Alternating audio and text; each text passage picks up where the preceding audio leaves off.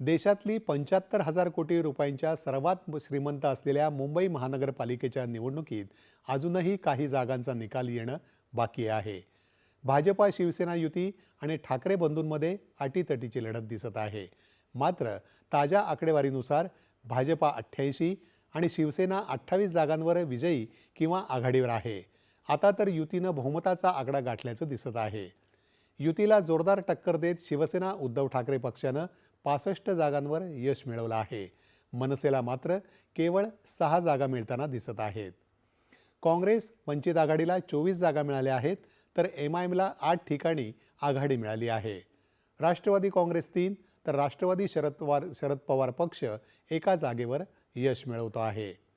मुंबईत सर्वाधिक 164 जागांवर शिवसेना उद्धव ठाकरे यांचा पक्ष लढला असून त्याखालोखाल काँग्रेस 139, भाजपा 137, राष्ट्रवादी काँग्रेस 94, शिवसेना 90 आणि वंचित बहुजन आघाडीनं 62 जागांवर निवडणूक लढवली आहे. मुंबईत एकूण 227 सदस्य जागा असून बहुमताचा आकडा 114 आहे.